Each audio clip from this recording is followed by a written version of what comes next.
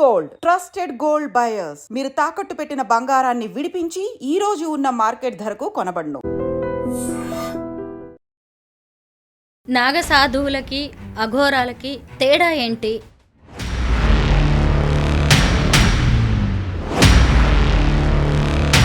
అలాగే వీళ్ళు మహాకుంభమేళా సమయాల్లోనే ఎందుకు బయటకు వస్తారు? మిగతా సమయాల్లో వాళ్ళు ఎక్కడ ఉంటారు? నాగసాధువులు అఘోరీస్కి లైఫ్ స్టైల్లో కొంత చేంజ్ ఉంటుందండి. నాగసాధువులు మీకు ఎక్కడ బయట కనపడరు.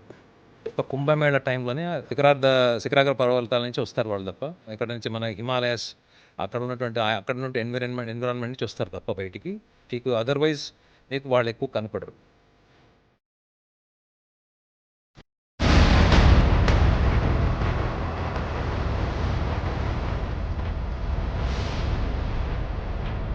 పన్నెండేళ్లకోసారి పుష్కరాలు వస్తాయి. మహాకుంభమేళా సమయంలో వెళ్ళి నదీ స్నానాలు చేస్తే మంచిది, పితృకార్యాలు చేస్తే మంచిది అని చాలామంది వెళ్తూ ఉంటారు మహాకుంభమేళాకి. త్రివేణి సంగమం అదే ఉంటుంది, ప్రయాగరాజ్ అక్కడే ఉంటుంది. మరి మిగతా సమయాల్లో ఇవి చేస్తే పుణ్యం వస్తుందంటారా? సో మనిషి ఎప్పటి వరకైతే ఇన్ఫీరియారిటీ కాంప్లెక్స్తో ఉంటాడు, అంటే నేను బలహీనుణ్ణి, నేను పాపాత్ముణ్ణి,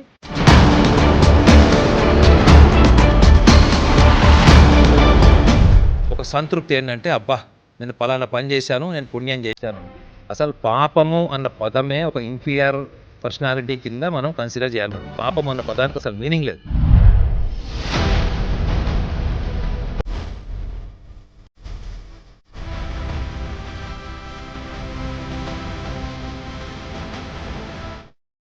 అందరికీ నమస్కారం. నేను Swaroopa Potlapalli. Welcome to I dream.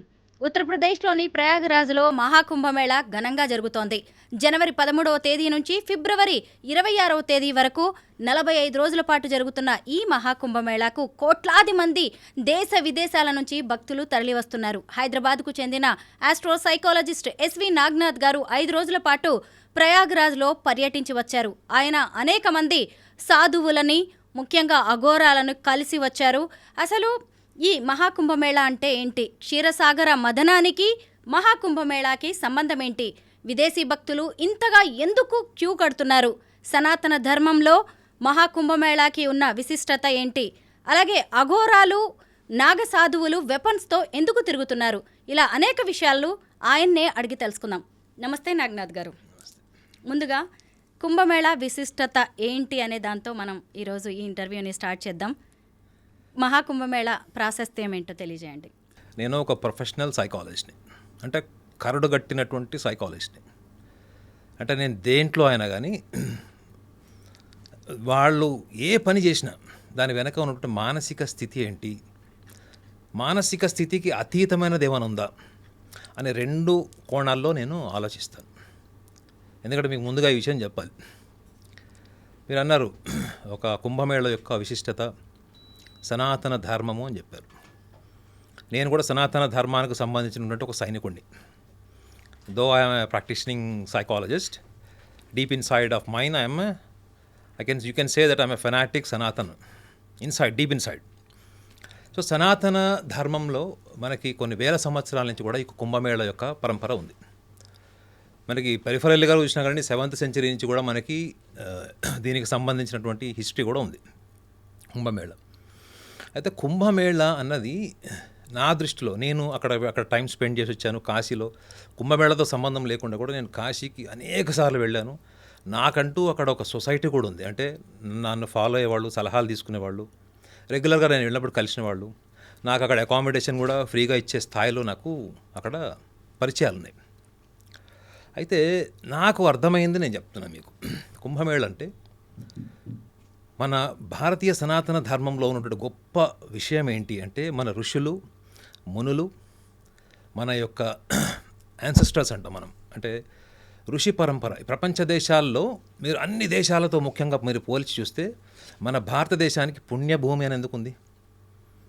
ఎందుకు అంటే ప్రపంచానికి శాస్త్రీయ పరిజ్ఞానాన్ని, శాస్త్రీయపరమైనటువంటి ఆలోచనలు మనకి వెస్టర్న్ కంట్రీస్ నుంచి వచ్చినాయి చాలా మటుకు.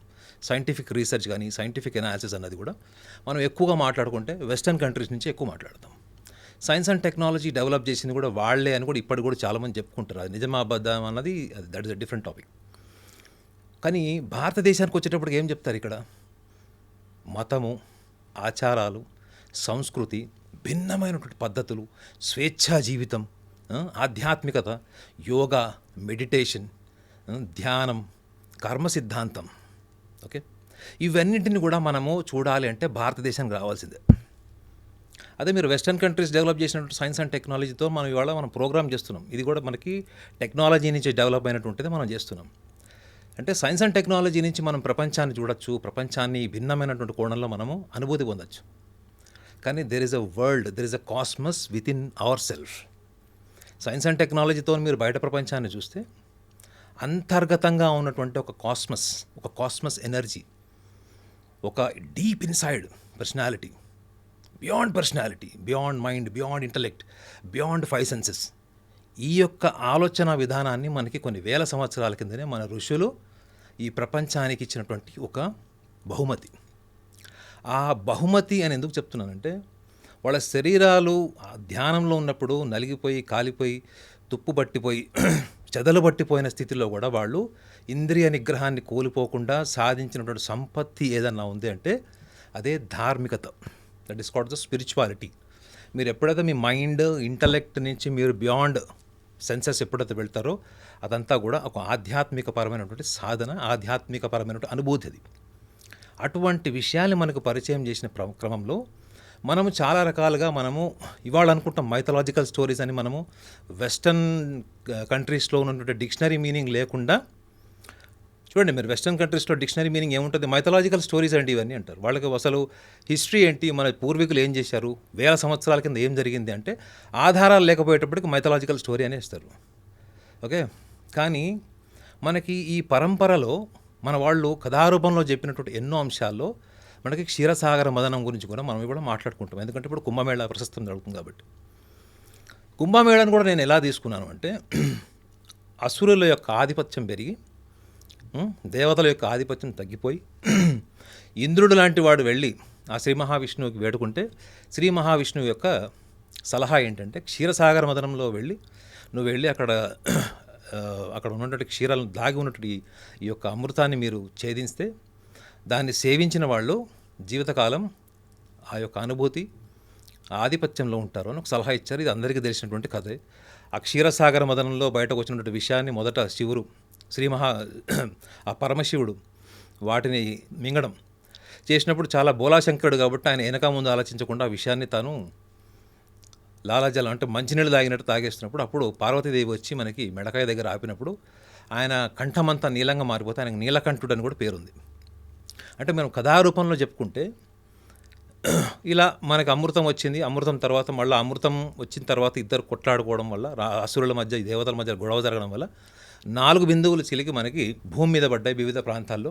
ఆ వివిధ ప్రాంతాల్లో 4 మనకి తెలిసినవే. ప్రయాగ ఒకటి, నాసిక్ త్రయంబకేశ్వరం ఒకటి, మనకి జరుగుతున్నటువంటి ఇప్పుడు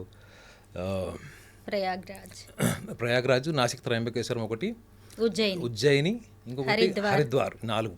ఈ 4 ప్లేసెస్ని మనం ఈ రోజు కూడా ఏమనుకుంటామంటే అవి పుణ్య క్షేత్రాల కింద మనం పరిగణిస్తాము. కాబట్టి అక్కడ ఉన్నటువంటి జలంలో మనం స్నానం చేయాలి, ఎందుకు అక్కడ ఉన్నటువంటి నది స్నానాలు చేయాలి అనుకుంటే మన శరీరంలో కూడా మనకి 73 అంటే ఆల్మోస్ట్ మనకి 73 to 75% మన శరీరంలో వాటర్ ఉంటుంది మేడం.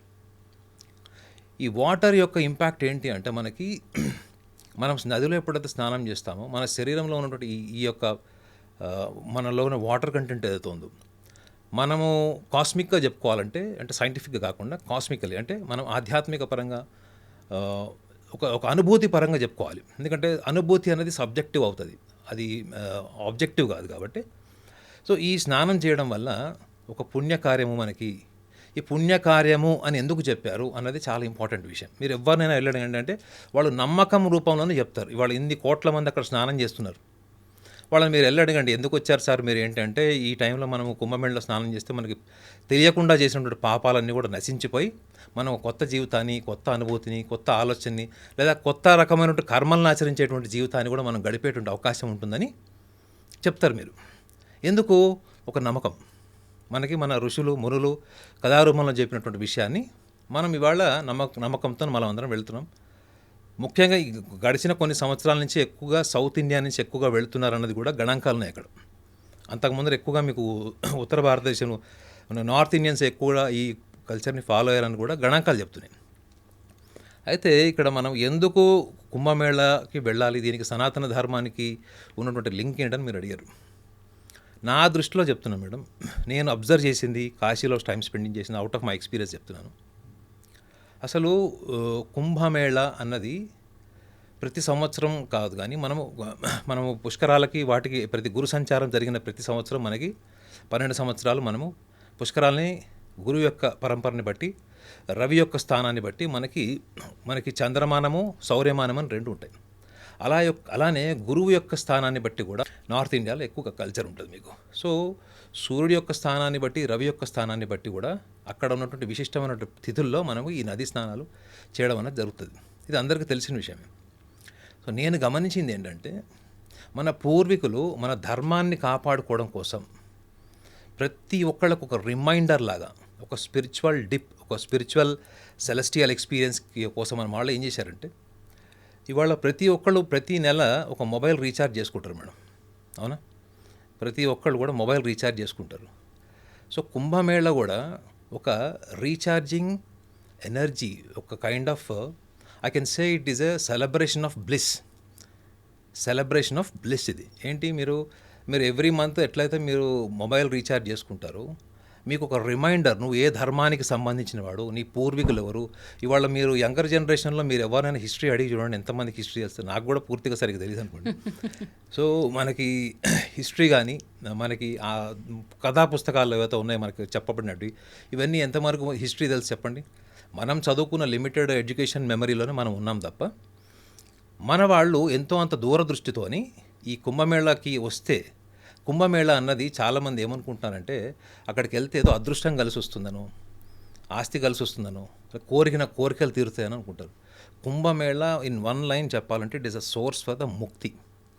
ఎందుకంటే భారతదేశంలో ఎన్నో రకాల పద్ధతులు, భిన్న సంస్కృతులు ఫాలో అయ్యేవాళ్ళు, వివిధ రకాలైన ఆహార్యం ఉన్నవాళ్ళు, జీవన విధానాన్ని ఫాలో అయ్యేవాళ్ళు, ఆధ్యాత్మికపరమైన వాళ్ళ వ్యక్తిగతమైన భావాలతోని ఎన్నో రకాల మీకు ఆధ్యాత్మికపరమైన బ్లెస్సింగ్స్ ఉంటాయి. అక్కడ ప్రవచనాలు ఉంటాయి, మంత్రాలు ఉంటాయి. ఇవన్నిటి ఎన్విరాన్మెంట్ని మీరు ఒక ప్లేస్లో ఎక్స్పీరియన్స్ కావాలి అంటే అది కుంభమేళలోనే జరుగుతుంది. మిగతా ఏ ప్లేస్లో కూడా మీకు జరగదు. అది ఒకవేళ ఎందుకు జరగదు అని కూడా మీరు అడగచ్చు.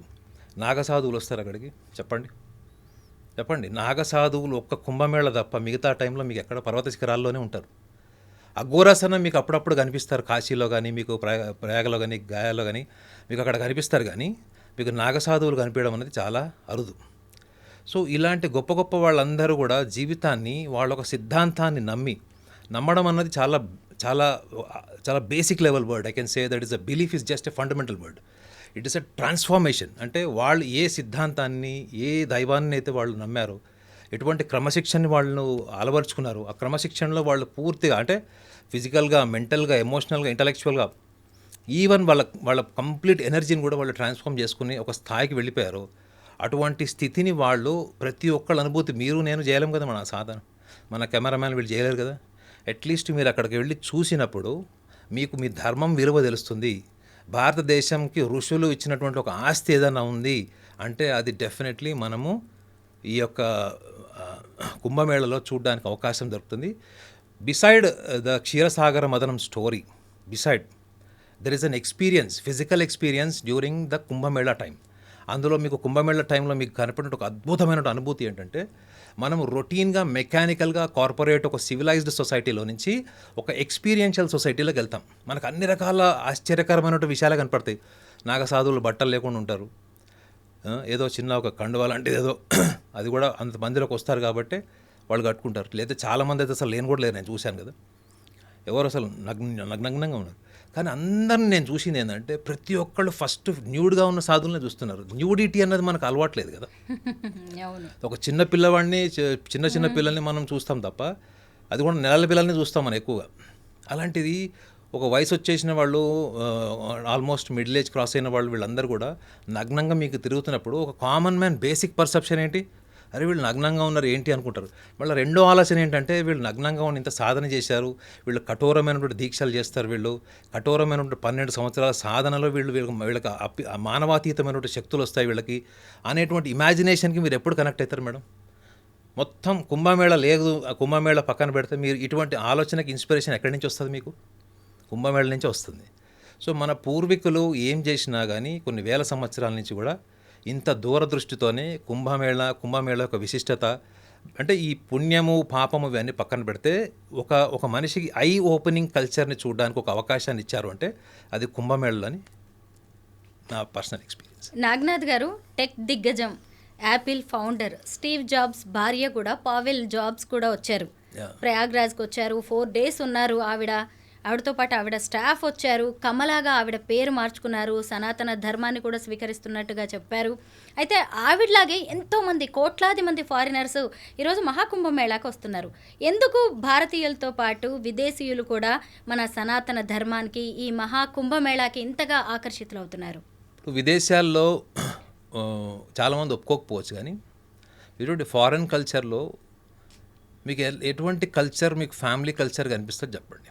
కొన్ని వందల సంవత్సరాల నుంచి కూడా మీకు ఫారెన్ కంట్రీస్లో మల్టిపుల్ మ్యారేజెస్ ఎర్లీ అంటే మీకు 14 సంవత్సరాల లోపలనే స్త్రీ పురుషుల యొక్క సంభోగం అంటే వాళ్ళ జీవన విధానంలోనే మీకు ఫ్యామిలీ కల్చర్ మీకు కనపడదు. మల్టిపుల్ మ్యారేజెస్, మల్టిపుల్ అఫైర్స్, వాళ్ళ జీవితం అంతా కూడా ఒక సోషల్ ఐడెంటిటీ నుంచి ఎస్టాబ్లిష్ అవుతుంది మేడం. మన భారతదేశంలో ఏంటంటే ఫ్యామిలీ ఫెస్టివల్స్ నుంచి కల్చర్ పర్సెప్షన్ అంతా డెవలప్ అవుతుంది. వాళ్ళకి మీరు చూడండి, విదేశాల్లో ఉన్న వాళ్ళకి వాళ్ళు ఏం చేసినా వాళ్ళకి సోషల్ ఐడెంటిటీ లేని వాళ్ళు ఎక్కువ డిప్రెషన్లో ఉంటారు. వాళ్ళు ఏం చేసినా అది 10 మంది గుర్తించాలి, పేపర్లో రావాలి, టీవీలో రావాలి, ఎవ్రీబడి షుడ్ అప్రిషియేట్ దెమ్. అంటే వాళ్ళ దృష్టిలో భౌతికం అనమాట. అంటే నేను నా యొక్క రూపము నా తెలివితేటలు ఐడెంటిఫై అయితే చాలు అనేటువంటి ఆలోచన విధానంతో వాళ్ళు పెరిగారు. వాళ్ళకి చాలా చిన్న వయసులోనే అంటే మీరు 11 సంవత్సరాల నుంచి 14 సంవత్సరాలు అక్కడ ఉన్నటువంటి స్వేచ్ఛ వల్ల వాళ్ళకి ఏముంది, వాళ్ళకి లిమిటేషన్స్ లేవు. 14 ఏళ్ల తర్వాత పిల్లవాడు అమ్మాయి వాళ్ళు పార్ట్ టైం జాబ్స్ చేసుకుంటారు, వాళ్ళ సంపాదన వాళ్ళు ఉంటారు, పేరెంట్స్ పర్యవేక్షణ వాళ్ళు ఎంతవరకు ఉంటారు, ఇవన్నీ కూడా వాళ్ళకి కొన్ని వందల సంవత్సరాల నుంచి వాళ్ళ జీవన విధానంలో ఒక వయసు వచ్చిన తర్వాత ఎందుకు కుటుంబాలు నిలబడట్లేదు. వాళ్ళు కూడా వాళ్ళ మతానికి సంబంధించినటువంటి అన్ని రకాల ప్రేయర్స్ చేస్తారు, వాళ్ళకి మతానికి సంబంధించినటువంటి రీచువల్స్ అన్నీ ఫాలో అవుతారు. 30 సంవత్సరాలు వచ్చేటప్పటికే మెడికేషన్ మీద డ్రగ్ మీద ఉన్న వాళ్ళు మోర్ దాన్ 60% ఉన్నాయని కూడా గణాంకాలు చెప్తుంది వెస్టర్న్ కంట్రీస్లో. మేడం మోర్ దాన్ 60% ఈ క్లినికల్ మెడికేషన్ మీద ఉన్నాయని చెప్తున్నారు. మరి ఇంత వెస్టర్న్ టెక్నాలజీ, ఇంత సైన్స్ అండ్ టెక్నాలజీలో డెవలప్ అయిన తర్వాత ఈ ఎమోషనల్ బ్యాలెన్స్ ఎందుకు రాలే వాళ్ళకి? ఎందుకు అంటే వాళ్ళకి ఇప్పుడు ఈ మధ్య గడిచిన కొన్ని సంవత్సరాల నుంచి వాళ్ళకి తెలుస్తుంది ఏంటంటే మనం ఏదైతే లైఫ్లో అనుకుంటున్నామో మనం జీవితం అంతా కూడా మన జన్మనే ఒక పాప జన్మ, మనం పాపాల కోసం పాపం చేస్తే పుట్టాము, ఈ పాపాలు చేస్తే పుట్టాము కాబట్టే మనకి ఎవరో ఒకడు పైనుంచి వచ్చి మీకు బ్లంట్గా చెప్పాలంటే రక్తం అంటే పాపాన్ని రక్తంతో గడుగుతారని, లేక రకరకాల వాళ్ళకి వాళ్ళు నమ్ముతున్న ఆధ్యాత్మిక సిద్ధాంతాలు అవన్నీ ఉన్నాయి. వాళ్ళని వాళ్ళ జీవితంలో వాళ్ళు సంతోషంగా ఉండడానికి, డిప్రెషన్లో పోకపోవడానికి, లేకపోతే వాళ్ళ పర్సనల్ లైఫ్ని డిస్టర్బ్ చేసుకోకుండా ఉండడానికి ఎంతవరకు వాళ్ళకు పనికొచ్చినాయి. దిస్ ఇస్ ద ఫస్ట్ వాళ్ళలో వచ్చిన అబ్జర్వేషన్. మన భారతదేశానికి సంబంధించిన హిస్టరీ చూడండి ఒకసారి. ఇక్కడంతా కూడా ఎవరు కొట్టుకున్నా ఏం చేసుకున్నా ఈ దేశంలోనే కొట్టుకున్నారు. ఇక్కడ రాజులు ఇక్కడిక్కడే కొట్టుకొని, ఇక్కడ ఐకమత్యం లేదు, ఇక్కడ కుటుంబాలు ఇవన్నీ రకరకాలు. కానీ మనం ఎప్పుడు కూడా పక్క దేశాలకు వెళ్ళి వాళ్ళ సంస్కృతిని కానీ వాళ్ళ మతాలకు జోలికి కానీ వాళ్ళ మతాచారాలకు వెళ్ళినటువంటి చరిత్ర ఉందో చెప్పండి. అబ్దుల్ కలాం గారు ఇచ్చినటువంటి స్టేట్మెంట్, గడిచిన 5,000 సంవత్సరాల్లో ఎప్పుడు కూడా మన భారతదేశం ఎప్పుడు కూడా ప్రపంచ దేశాల్లో ఏ దేశం యొక్క సంస్కృతిని కానీ వాళ్ళ మతాచారాలను కానీ ఎక్కడ కూడా వాళ్ళు శాసించి కానీ వాళ్ళని డిస్టర్బ్ చేసి వాళ్ళ హింసాత్మకమైన సంఘటనలు లేవు అని ఆయన అబ్దుల్ కలాం గారు స్వయంగా చెప్పారు. సో ఇప్పుడు వెస్టర్న్ కంట్రీస్లో ఉన్నదంతా ఏంటంటే just body just mind. Even ఒక సైకాలజిస్ట్ కూడా చెప్తున్నాను కదా, మీరు మైండ్ అనగానే వెస్టర్న్ కంట్రీస్లో అన్నీ వచ్చేస్తాయి మీకు. మైండ్ అంటే ఏంటంటే వాళ్ళ ఆలోచన విధానం, బుద్ధి అన్నీ వచ్చేస్తాయి అందులో. అదే మీరు Vedic way of understanding mind ఉంది చూడండి, మీరు వేదాంతిక్ వే ఆఫ్ అండర్స్టాండింగ్ మైండ్లో మనశ్చిత్త బుద్ధి అహంకారాలను మీకు 4 కేటగిరీస్ చేస్తారు దాన్ని. అదే మీరు అక్కడికి వచ్చేటప్పటికి ఏమైపోతుందంటే everything is personality, everything is thought process, everything is upbringing. చిన్నప్పుడు ఎట్లా పెరిగారు, ఆ పెరిగిన విధానాన్ని బట్టి వాళ్ళు ఉంటారు అని వాళ్ళు ఫిక్స్ అయిపోయారు. ఇప్పుడు అదే మెథడ్స్ వాడు కొన్ని వందల సంవత్సరాల నుంచి వాళ్ళు సైన్స్ అనుకుని అవే నమ్ముతున్నారు. కానీ ఇవన్నీ కూడా ఇరాడికేట్ ఎందుకు అవుతున్నాయి? ఎందుకంటే they have understood now one thing ఏంటంటే అసలు కర్మ అన్న పదము మన మన ఋషులు మునులు మనకిచ్చినటువంటి గొప్ప వరం అది. నేను ఇందాక కూడా చెప్పాను. కర్మ అంటే ఏంటి మేడం? మనం చేసేటువంటి ఒక యాక్టివిటీ. ఈ యాక్టివిటీ వెనక ఉన్నటువంటి మనసులో ఉన్నటువంటి భావం ఏంటి? ఈ భావాన్ని మనం కనుక మెరుగుపరుచుకుంటే మన కర్మని మనమే మార్చుకొని, కర్మ చేసే విధానాన్ని మార్చుకొని, కర్మ విధానం మారినప్పుడు కర్మ ఫలితం కూడా మన చేతిలో ఉంటుంది అని మనకి కొన్ని వందల వేల సంవత్సరాల్లోనే భగవద్గీతలో కర్మయోగం గురించి చెప్పాడు. స్వామి వివేకానందుల వారు కూడా ఇదే విషయం చెప్పారు. మీరు కర్మయోగం చదవండి, కర్మయోగం ఫాలో అవ్వండి అని చెప్పాడు. సో ఇవాళ వెస్టర్న్ కంట్రీస్ అంతా కూడా now they are focusing on what is this కర్మ.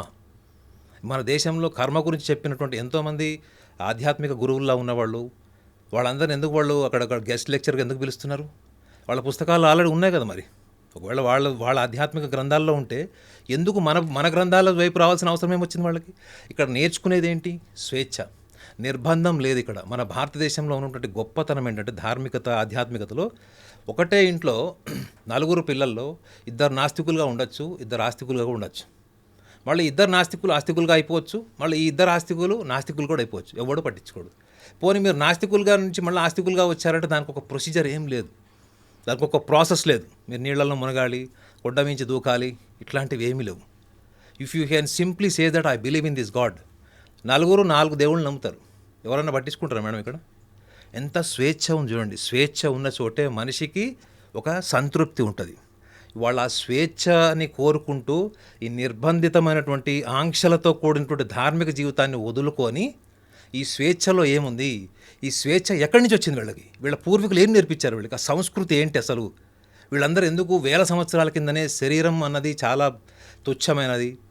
నాగసాధువులు బెస్ట్ ఎగ్జాంపుల్ మీకు. శరీరం అన్నది చాలా తుచ్చమైనది. మనసు ఎప్పుడు కూడా నియంత్రించలేం మేడం, గుర్తుపెట్టుకోండి. మీ మైండ్ని మీరు ఎప్పుడు నియంత్రించలేరు. మైండ్ ఎన్విరాన్మెంట్ని బట్టి ఉంటుంది. ఓకే, మరి అలాంటి మైండ్ని ఎలా నియంత్రించవచ్చు అంటే వాళ్ళు 200,000 పుస్తకాలు రాసుకున్నారు. ఇప్పటి వరకు అవన్నీ ఎంతవరకు ప్రాక్టికల్గా వర్కౌట్ అయినాయి. సో మన దగ్గరకు వచ్చేటప్పటికి ఏముంటుందంటే మీకు ఎటువంటి యాక్టివిటీస్ ఉన్నాయి, ఎటువంటి కల్చర్ ఉంది, ఎటువంటి లైఫ్ స్టైల్ ఉంది, ఇవన్నీ కూడా మీకు మనకి భారతదేశంలోకి వచ్చినప్పుడు మీకు ఈ స్పిరిచువల్ ప్రాక్టీస్ అన్నిట్లో కూడా లేనిది నిర్బంధం, స్వేచ్ఛ. ఈ స్వేచ్ఛను చూడాలి అంటే ఎక్కడికి రావాలి? The best place in the world, the best place in the cultural activity. If you want to see, you have to come to Kumbh Mela. మీరు కుంభమేళాని ఒక స్నానం అంటే వెళ్ళి అక్కడ మనం నదిలో దిగి స్నానం చేయడం, పుణ్యం పాపం పక్కన పెడితే మేడం, మీరు కుంభమేళా అన్నది మీరు భారతదేశాన్ని ఒకవేళ మీరు చూడాలనుకున్నారనుకోండి, భిన్న సంస్కృతులు, పద్ధతులు, ఆచారాలు, వ్యవహారాలు, మనుషులు, మనస్తత్వాలు, ఇవన్నీ ఒకవేళ మీరు ఒక వేదిక మీద చూడాలి అనుకుంటే కుంభమేళాకి వెళ్ళండి. ఎందుకంటే కుంభమేళా అన్నది అది మన మైథలాజికల్ స్టోరీ. ఇవన్నీ మనం ఏదో హిస్టరీ అనండి, మైథలాజికల్ స్టోరీ అన్నది పక్కన పెడితే అనుభూతి. మీరు అన్నారు కదండి వెస్టర్నర్స్ అంతా ఎందుకు వస్తున్నారంటే they want to experience life. వాళ్ళ దగ్గర డబ్బులు ఉన్నాయి, పేరుంది, అన్నీ ఉన్నాయి. మరి అన్నీ ఉన్న తర్వాత వాళ్ళు ఏం మిస్ అవుతున్నారు? They want to explore something. జీవితంలో ఎవరైనా బాగా ఉన్నతమైన పేరు సంపాదించిన వాళ్ళు, ఐడెంటిటీ సంపాదించిన వాళ్ళు ఎందుకు ధార్మిక వైపు వస్తున్నారు? ఎందుకంటే they want to extend there conscious experiences. So కాబట్టి వీళ్ళందరూ కూడా ఒకప్పుడు కంటే ఇప్పుడు భారతదేశము ప్రపంచాన్ని శాసించే స్థాయికి వెళ్తుంది. ముఖ్యంగా ఈ ఆధ్యాత్మిక పరమైన అంశాలు చూడండి మీరు. ఇవంతా కూడా ఇప్పుడు చాలామందికి కూడా ఇప్పుడు ఓపెన్నెస్ వచ్చింది, సోషల్ మీడియా వచ్చింది. ఒకప్పుడు limited identity, limited exposure, limited awareness. ఇప్పుడు అవన్నీ బౌండరీస్ అన్నీ కూడా బ్రేక్ చేశారు. సో కాబట్టి అవేర్నెస్ అన్నది ప్రతి ఒక్కడు కోరుకుంటున్నాడు. నిర్బంధము, బౌండరీస్ ఉన్నటువంటి ఫ్యామిలీ లైఫ్, బౌండరీస్తో ఉన్నటువంటి కొన్ని రిలీజియస్ ప్రాక్టీసెస్, ఇవన్నీ కూడా మనకి తెలియట్లేదు. కానీ ఈవెన్ మిడిల్ ఈస్ట్ కంట్రీస్లో కూడా ఇదే పరిస్థితి. వాళ్ళు కూడా ఈ స్వేచ్ఛ కోసం నిర్బంధించబడినటువంటి మతాచారాల నుంచి కూడా బయటకు వస్తున్నటువంటి గణాంకాలు కూడా విశిష్టంగా పెరుగుతున్నాయి. కొన్ని రోజుల తర్వాత చూడండి ఈ మిడిల్ ఈస్ట్ కంట్రీస్ నుంచి కూడా మీకు కుంభమేళలో దిగే వాళ్ళు వస్తారు చాలామంది. నాగనాథ్ గారు, మీరు ప్రయాగ్రాజ్లో చాలామంది నాగసాధువుల్ని అలాగే అఘోరాలని కలిశారు కదా. వాళ్ళు ఐహిక సుఖాలు కోరుకోరు, బాహ్య ప్రపంచంతో సంబంధాలు తెంచుకుంటారు. అయితే వారిని చూడ్డానికి జనం ఎగబడుతుంటారు, వాళ్ళ బ్లెస్సింగ్స్ తీసుకుంటూ ఉంటారు. ఎందుకంటారు? మేడం, వాళ్ళు ఒక సగటు మనిషిగా మాట్లాడుకుంటే, ఒక సగటు మనిషికి జీవితకాలం కష్టపడితే కానీ వాళ్ళకు సొంత ఇల్లు కొనుక్కోలేరు, ఒక కారు కొనుక్కోలేరు. వాళ్ళ ఇంట్లో ఒక చిన్న ఇంటర్నెట్ కనెక్షన్ తీసుకుంటే కూడా అది 10 మందికి చెప్పుకొని సంతృప్తి పొందుతారు. ఒక ఆర్డినరీ టు ఆర్డినరీ పర్సన్ చెప్తున్నాను. మనం కూడా నేనైతే చిన్నగా ఉన్నప్పుడు మా ఇంట్లో టీవీ వస్తే అందరు ఫ్రెండ్స్కి చెప్పేవాళ్ళం. సో ఒక సగటు మనిషి ఆలోచన నుంచి మీరు ఆలోచిస్తే వాళ్ళు ఎప్పుడు కూడా వాళ్ళని వాళ్ళు అండర్ ఎస్టిమేట్ చేసుకొని ఎప్పుడు ఎదుటి వాళ్ళనే గొప్పగా ఊహించుకునేది, ఎదుటి వాళ్ళలో ఏదో గొప్ప లక్షణం ఉంది అనే భావంతోనే ఉంటారు. కాబట్టి వాళ్ళు ఆర్డినరీ పీపుల్ లాగా ఉంటారు, ఆర్డినరీ పర్సన్స్ లాగానే లైఫ్ లీడ్ చేస్తారు వాళ్ళు. కానీ ఎప్పుడైతే వాళ్ళు ఈ నాగసాధువులు కానీ అఘోరాస్ని చూసినప్పుడు ఫస్ట్ ఒక స్పెల్ బౌండ్ ఏంటంటే, వాళ్ళని చూసిన తర్వాత వీళ్ళు ఆల్రెడీ కొన్ని నమ్మకాలు ఉంటాయి. ఏంటంటే వీళ్ళు సాధువులు, అవధూతలు, వీళ్ళందరూ కూడా మానవాతీతమైన శక్తులు ఉంటాయి, వీళ్ళకి అతీంద్రియమైన శక్తులు ఉంటాయి. వీళ్ళని మనం దర్శనం చేసుకుంటే మన జీవితంలో మనం కోరుకునేది ఏదైనా ఆబ్జెక్టివిటీ, మెటీరియలిజం అనండి, ఆబ్జెక్టివిటీ అనండి, అది ఇల్లు కావచ్చు, పెళ్ళి కావచ్చు, పిల్లలు కావచ్చు, పుట్టిన పిల్లలకు ఆటిజం ప్రాబ్లం ఉండొచ్చు, లేదా ఉద్యోగాలు రాకపోవడం, వ్యాపారాలు ఏదన్నా కానివ్వండి, వాళ్ళ మనసులో నిరంతరం అదొకటే ఆలోచన ఉంటుంది మేడం. 24 hours వాళ్ళలో ఏముంటుందంటే, ఆ ఉన్న ఎగ్జిస్టింగ్ కండిషన్స్ నుంచి నేను బయటపడాలి అంటే వాళ్ళకు తోచిన అన్ని ప్రయత్నాలు చేస్తారు. ఇప్పుడు ఈ నాగసాధువుల దగ్గర బ్లెస్సింగ్స్ తీసుకునే వాళ్ళని కూడా నేను చూశాను. వాళ్ళకి డబ్బులు ఇచ్చి వీళ్ళని చీదరించుకొని వదిలేసినా కానీ వీళ్ళు వెనకబడి కాళ్ళు పట్టుకొని వాళ్ళని చేస్తే కూడా వాళ్ళు తిరగబడి తిట్టి మందలించిన వాళ్ళని కూడా నేను చూశాను. కానీ ఒక ఆర్డినరీ పర్సన్కి ఏముంటుంది థింకింగ్, ఆ జీవితం ఈరోజు మారుతుంది, ఈ రోజు నడిచిన అదృష్ట దురదృష్టాలు మారిపోతాయి నాకు, అది కేవలం ఒక ఆశ మాత్రమే మేడం. అసలు నేను ఇందాక కూడా చెప్పా కదా, మన కుంభమేళకు వెళ్ళినటువంటి ప్రాసెస్ కానీ పర్పస్ కానీ ఏదైనా ఉంది అంటే కూడా ఈ మెటీరియలిస్టిక్ లైఫ్లో నుంచి మీరు లిబరేట్ అయిపోవడం, అంటే మోక్ష మార్గంలో వెళ్ళడం, లేదా మోక్షానికి దగ్గరగా వెళ్ళాలి, లేదా సంసార బంధనాల్లో నుంచి మీరు బయటపడాలి. ఈ ఐడియాలజీతోనే కదా మీరు అందరూ అక్కడికి కుంభమేళ అన్నది తెలియదు. కానీ ఒక ఆర్డినరీ పర్సన్కి ఆ ఇంటలెక్చువల్ థింకింగ్, ఇంటలెక్చువల్ బెంట్ ఉండదు మేడం. ఆర్డినరీ పర్సన్ ఎప్పుడు కూడా తన జీవితంలో తను సంతోషంగా ఉండాలి, కుటుంబాన్ని సంతోషంగా ఉంచాలనేటువంటి ఆర్థిక స్తోమతను పెంచుకోవడానికి ప్రయత్నం చేస్తాడు తప్ప, అవతల వాళ్ళు ఏంటంటే వాళ్ళు బ్రహ్మచర్యం పాటించి కఠోరమైనటువంటి సాధన చేసి 12 ఏళ్ళు ఆ సాధన ప్రాసెస్ అంతా కూడా చాలా భయంకరంగా ఉంటుంది. అది ఊహించుకోవడానికే ఒక సగటు మనిషికి కుదరదు అది. అలాంటి కఠోరమైన దీక్షలు చేసి బ్రహ్మచర్యం పాటించి సంసార బంధనాలు చాలా చిన్న వయసులోనే వదులుకొని మళ్ళీ ఈ యొక్క జన్మజన్మ రాహిత్యం, జన్మజన్మల పరంపర, ఈ జన్మజన్మ రాహిత్యం కోరుకునేటువంటి స్థాయిలో వాళ్ళకి వీళ్ళు అడగడం వల్ల అప్పటికి కొంతమంది నాగసాధువులు కానీ కొంతమంది అఘోరాస్ కానీ వీళ్ళని బ్లెస్ చేసినటువంటి వాళ్ళని కూడా నేను చూశాను. కొంతమందిని అంటే వాళ్ళని చీదరించుకోకుండా, ఏమనకుండా, ఎక్కువ మాట్లాడకుండా వాళ్ళకి బ్లెస్ చేసే వాళ్ళని కొడుకున్నారు. ఎందుకు? వీళ్ళు ఎంతో దూరం నుంచి ప్రయాసాలు చేసుకొచ్చి నదీ స్నానంతో పాటు వీళ్ళని కూడా కలవచ్చు ఈ టైంలో అన్నటువంటి ఒక ఆశతో వస్తారు చూడండి. ఎంతో అంత మానవత్వం ఏదో ఉండడం వల్ల కొంచెం బ్లెస్ చేస్తారు. కానీ ఆర్డినరీ పర్సన్ ఎప్పుడైనా ఒకటి అర్థం చేసుకోవాలి ఏంటంటే, వాళ్ళు ఏదైతే తుచ్చమైన జీవితం అని వదిలేశారో ఆ జీవితం వెనకబడి నీ వల్ల కానిది వాళ్ళ దగ్గరికి వెళ్ళినప్పుడు నువ్వు నేర్చుకోవాల్సింది ఏంటి? ఈ తుచ్చమైన జీవితాన్ని భావోద్వేగాల పరంగా మానసికంగా నేను ఎలా వదిలేసుకోవాలి అనే ఆలోచనకు మీరు వెళ్తారా, వాళ్ళని కూడా మీరు ఇటువైపు లాగుతారా? సో కాబట్టి ఆర్డినరీ పర్సన్ ఎప్పుడు కూడా ఆర్డినరీ పర్సన్ లాగానే ఆలోచిస్తాడు. వాళ్ళలో ఏం రిఫ్లెక్షన్ కూడా ఉండదు. ఆయన ఒకవేళ ఆశీర్వదించాడా లేదా, ఆశీర్వదించి వదిలేశాడా, అవన్నీ పట్టించుకోడు. వాళ్ళు ఆ కుంభమేళ నుంచి ఇంటికి వచ్చిన తర్వాత వాళ్ళకి ఏం కలిసి వచ్చింది, ఒకవేళ వాళ్ళకి ఏదైనా కలిసి వచ్చింది అనుకోండి, వాళ్ళు ఏమనుకుంటారు, అమ్మా ఆ స్వామివారు బ్లెస్ చేశారు, ఒక ఫోటో తీసి ఇంట్లో పెట్టుకుందామని ఆ దేవుడి పటాల్లో అదొక పటం కూడా ఉండి చాలామంది నేను చూశాను. అట్లాంటి వాళ్ళని కూడా బాబాల్లాగా పెట్టుకున్న వాళ్ళు కూడా కొన్ని వేల కుటుంబాలు కూడా వాళ్ళు ఆరాధ్యంగా భావిస్తారు. అంటే మన భారతదేశంలో గొప్పతనం అదే మేడం. మన జీవితంలో ఏదైనా మార్పు వస్తే వాళ్ళని చాలా దీర్ఘకాలంగా గుర్తుపెట్టుకుంటారు. ముఖ్యంగా ఈ స్వాముల్ని, వాళ్ళని చాలామందిని సాధువుల్ని కూడా ఎక్కువ గుర్తుపెట్టుకుంటారు. ఇక్కడ నాగ సాధువులకి అఘోరాలకి తేడా ఏంటి? అలాగే వీళ్ళు మహాకుంభమేళ సమయాల్లోనే ఎందుకు బయటకు వస్తారు? మిగతా సమయాల్లో వాళ్ళు ఎక్కడ ఉంటారు? నాగసాధువులు అఘోరీస్కి లైఫ్ స్టైల్లో కొంత చేంజ్ ఉంటుందండి. నాగసాధువులు ఒక రకంగా చెప్పాలంటే వాళ్ళు ఎక్కువగా చాలా డీప్ మెడిటేషన్ ప్రాసెస్లోనే వాళ్ళు ఉంటారు. మీకు ఎక్కడ బయట కనపడరు. ఒక కుంభమేళ టైంలోనే ఆ శిఖరాగ్ర పర్వతాల నుంచి వస్తారు వాళ్ళు తప్ప, ఎక్కడ నుంచి మన హిమాలయాస్ అక్కడ ఉన్నటువంటి ఎన్విరాన్మెంట్ నుంచి వస్తారు తప్ప బయటికి మీకు అదర్వైజ్ మీకు వాళ్ళు ఎక్కువ కనపడరు.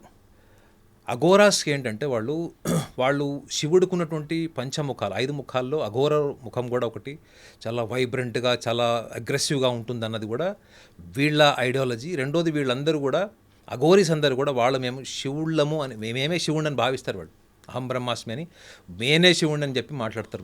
వాళ్ళని శివుడు వేరు, మేము వేరు అని చెప్పారు. అంటే ఒక రకంగా చెప్పాలంటే అది నేను దేవుడు అని చెప్పుకుంటుంటే నార్సిసిజం కింద మనం తీసుకోలేం. అదేంటంటే వాళ్ళ ట్రాన్స్ఫర్మేషన్ అది. That's what they believe. నేను తలుచుకుంటే ఏదైనా చేయగలుగుతాను. అందుకే చూడండి, మీకు నాగసాధువులు, అఘోరాలు వాళ్ళు ప్రపంచానికి చాలా దూరంగా ఉండి కూడా ధర్మాన్ని కాపాడుతారు అని కూడా మనకి చాలామందికి లిటరేచర్ ఇన్ఫర్మేషన్ ఉంటుంది. ధర్మాన్ని ఎక్కడెక్కడో కూర్చొని ఎలా కాపాడతారు ఏంటి అంటే కూడా ఈ నాగసాధుల జీవన విధానంలో ఎక్కువగా మీకు మెడిటేషన్ ప్రాసెస్ ఎక్కువ కనిపిస్తుంది. వాళ్ళు వీళ్ళకు ఉన్న ఆహార వ్యవహారాల్లో ఇద్దరు నాన్ వెజిటేరియన్ తింటారు. కానీ అఘోరాస్ ఏంటంటే వాళ్ళు ఆల్కహాల్ని, మాంసంని ఎక్కువగా వాళ్ళ ఆచారంలో వాడతారు, ఆచార వ్యవహారాలు వాడతారు. నాగసాధువులు హ్యూమన్ ఫ్లెష్ కానీ హ్యూమన్ మజిల్ కానీ తిన్నట్టు హిస్టరీ లేదు. కానీ అఘోరాస్ మాత్రం దాన్ని ప్రాక్టీస్ చేస్తారు. ఆ తినే ప్రాసెస్ చెప్పా కదా మీకు, అది పూర్తిగా నమిలి మనం ఇంట్లో మంచూరియా తిని పీల్చి మింగేలాగైతే చెయ్యరు. అది కేవలం నేను గతంలో కూడా ఒకసారి చెప్పాను, ఒక శవం మీద వాళ్ళు చేసేటువంటి క్షుద్ర పూజలు కానీ వాళ్ళ వాళ్ళ వాళ్ళ స్టేట్ ఆఫ్ మంత్రోపచారణ ఉంటుంది వాళ్ళు చేసేటువంటిది. ఆ కల్ట్ అంతా కూడా ఏంటంటే వాళ్ళు ఈ ఫియర్ ఆఫ్ డెత్ ఏదైతే ఉంటుందో వాళ్ళకి అన్కాన్షియస్లీ అది పోగొట్టడానికి కోసం వాళ్ళు చేసేటువంటి ప్రక్రియ. ముఖ్యంగా నాగసాధువుల్లో మీకు కనిపించింది ఏంటంటే ఫియర్ ఆఫ్ డెత్ కనపడదు మీకు. రెండోది, వాళ్ళు నగ్నంగా తిరుగుతారు. వాళ్ళు నిజంగా చెప్పాలంటే ఇప్పుడున్నటువంటి సనాతన ధర్మంలో అందరూ తెలుసుకోవాల్సిన విషయం ఒకటి కూడా చెప్పాలి మేడం, మీరు అడిగిన ప్రశ్నలో యాడింగ్ పాయింట్ ఇంకోటి ఏంటంటే అసలు వాళ్ళు నగ్నంగా తిరుగుతుంటే మనం చూసి నవ్వుకోవడమో లేకపోతే సర్ప్రైజ్ అవ్వడం కాదండి. ఒక్కసారి ఆలోచించండి, మనము రూపానికి, అలంకరణకి, బ్యూటీ కాన్షియస్కి ఎంత అలవాటు పడిపోయామంటే అది లేకుండా మనం ఉండలేనటువంటి స్థితికి మనం వెళ్ళిపోయాం. వాళ్ళు దాన్ని ఎందుకు వాళ్ళు వస్త్రం లేకుండా ఎందుకు తిరుగుతున్నారు, వాళ్ళు బట్టలు లేకుండా నేకడికి ఎందుకు తిరుగుతున్నారు? మొత్తం ఎముకలు కొరికేసేటువంటి చలి ఉన్నటువంటి పర్వతాల్లో కూడా వాళ్ళు కేవలం బట్టలు లేకుండా అక్కడ తిరుగుతున్నారు వాళ్ళు. సో వాళ్ళు ఎటువంటి స్థితిని పొందారు వాళ్ళు అన్న ఆలోచన కన్నా ఎక్కువగా వాళ్ళు నగ్నంగా ఉన్నారన్నది మాత్రమే ఎక్కువగా చాలామంది నేను చూసా కూడా అక్కడ వాళ్ళు మాట్లాడుకుంటుంటారు. రకరకాల అక్కడ టీ సెంటర్ల దగ్గర, కాఫీ సెంటర్ల దగ్గర వాళ్ళు మాట్లాడుకుంటూ కూడా నేను చూశాను.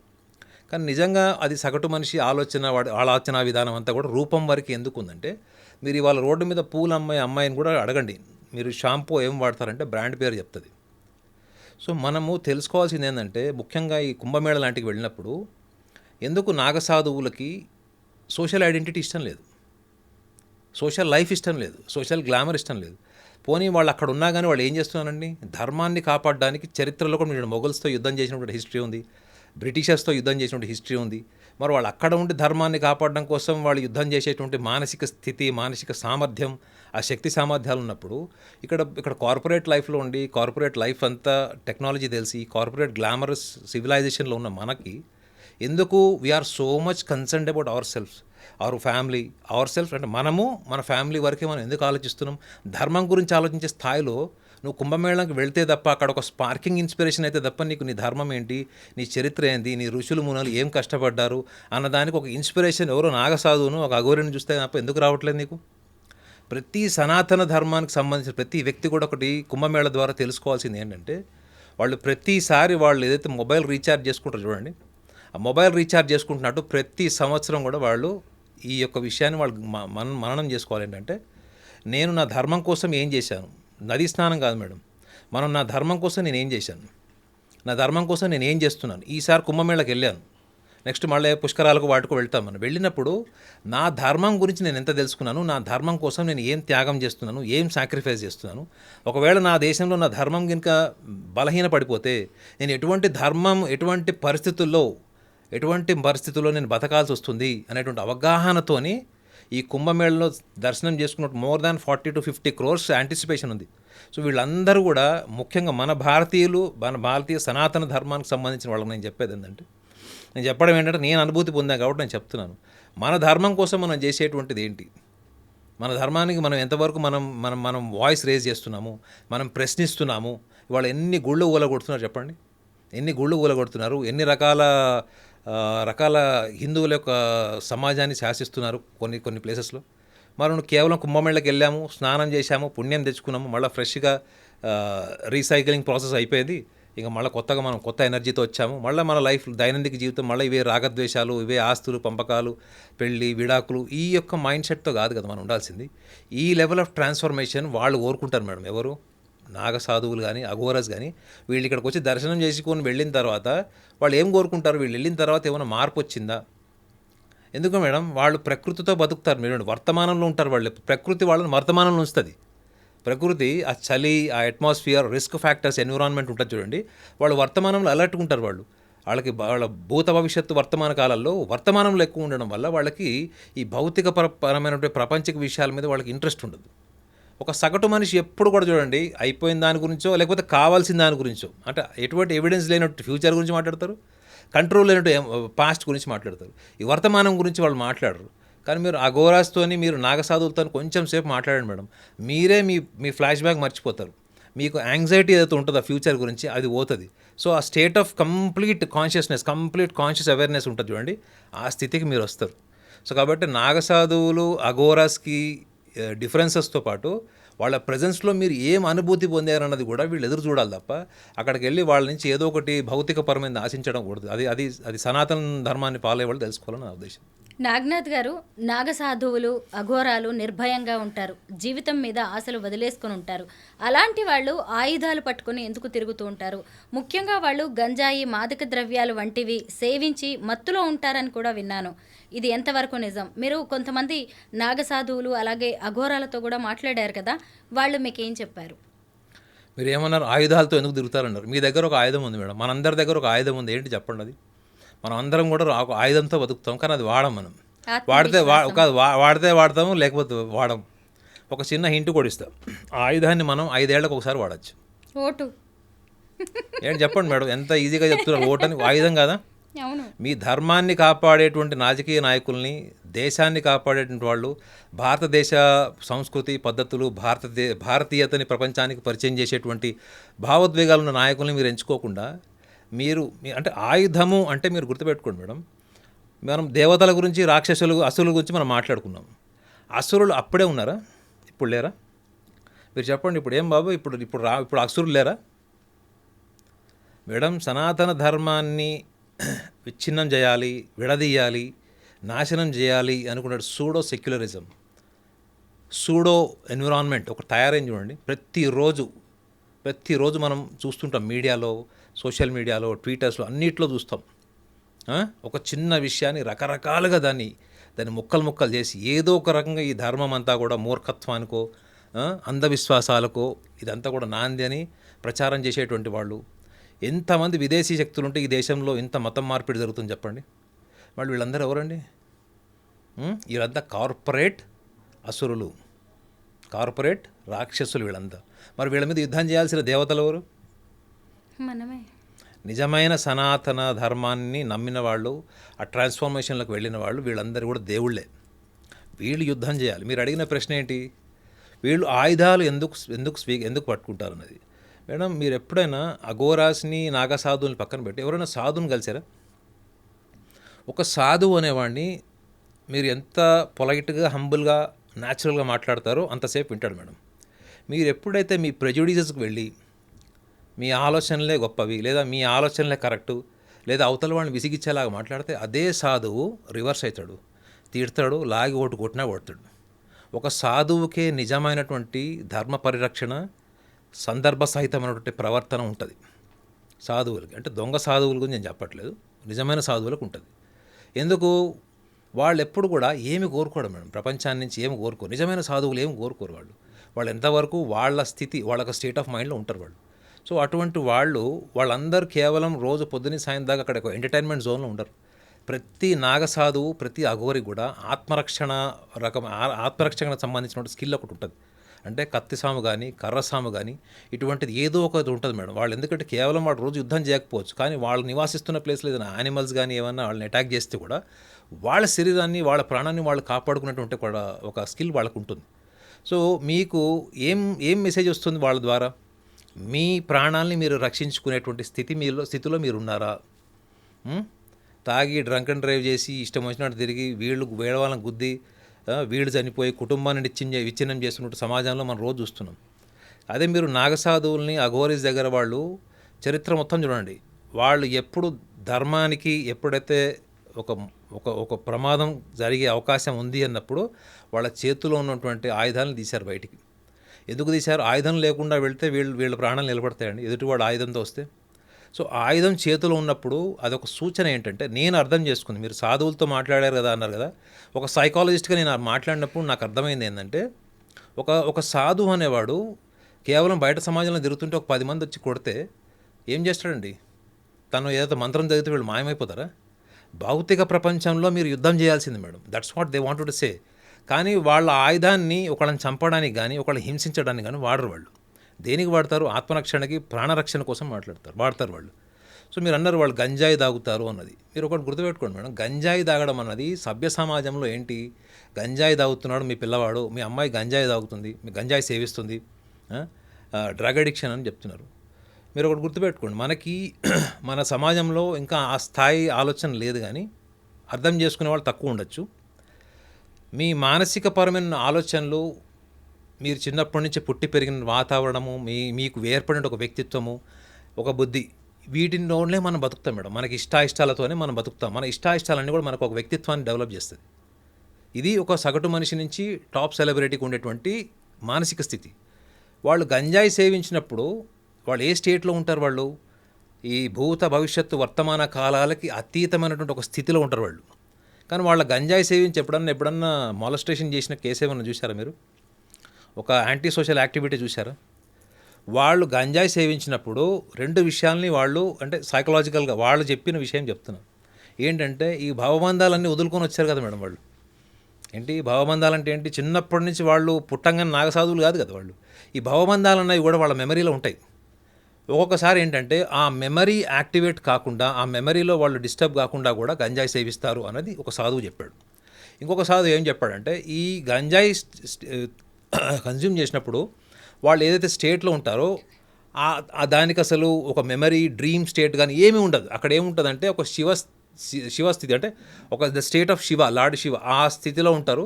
అట్లా కొన్ని రోజులు గంటలు ఉండి ఆ స్థితిలోనే వాళ్ళు అనుభూతి పొందుతూ, ఆ యొక్క అనుభూతి వాళ్ళకి ఒక ఆత్మసంతృప్తి, కొత్త ఎనర్జీ వాళ్ళకు వస్తుంది అని కూడా ఒక సాధువు చెప్పాడు.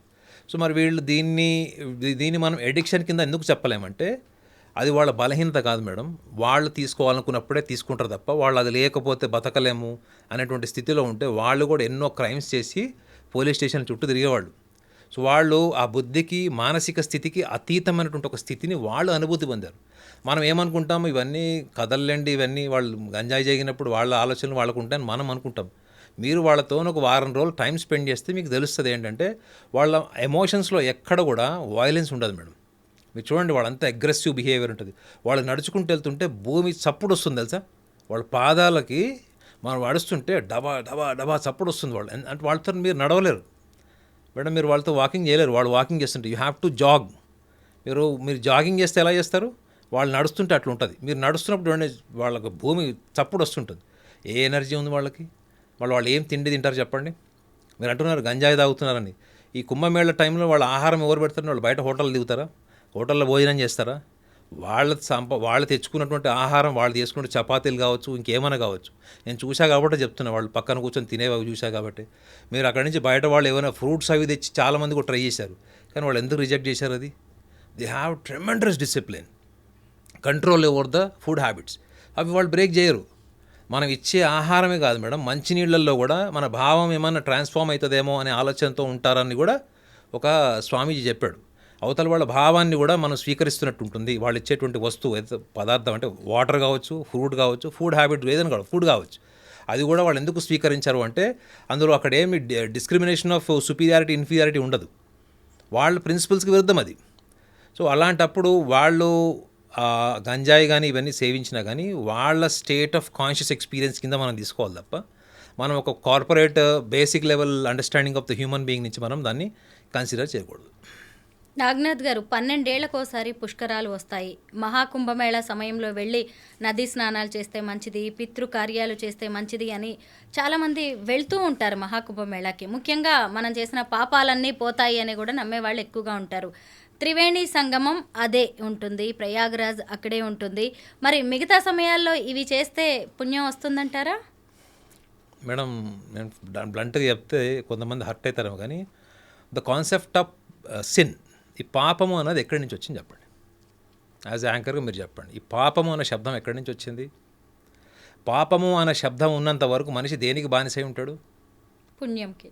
నో, దేవుడికి. దేవుడికా? ఇప్పుడు మీరు ఒకటి చెప్పండి మేడం, బాబు నాయన కెమెరా మీరు కూడా చెప్పండి, మనిషి ఎదుర్కొంటున్న సమస్యలకి దేవుడు పరిష్కారమా చెప్పండి? మనిషి ఎదుర్కొంటున్న సమస్యలకి దేవుడు పరిష్కారం అయితే 55 కంట్రీల్లో ఒక మతం ఉంది. ఒక 4-5 కంట్రీస్ చెప్తే మిగతా అన్ని కంట్రీస్ కూడా చాలా పేదరికంలో దుర్భరమైనటువంటి జీవితం గడుపుతున్నాయి. మరి దేవుడు ఏ రకంగా ఆ దేశాలని సంపన్న దేశాలు చేయగలిగాడు చెప్పండి. సో మనిషి ఎప్పటి వరకైతే ఇన్ఫీరియారిటీ కాంప్లెక్స్తో ఉంటాడో, అంటే నేను బలహీనుణ్ణి, నేను పాపాత్ముణ్ణి, కాబట్టి నేను ఎవరినో ఆరాధిస్తే పుణ్యం వస్తుంది అనేటువంటి స్థితిలో ఉన్నప్పుడు మనిషికి ఏమొస్తుంది చెప్పండి? ఒక సంతృప్తి ఏంటంటే అబ్బా నేను పలానా పని చేశాను, నేను పుణ్యం చేశాను అన్నది.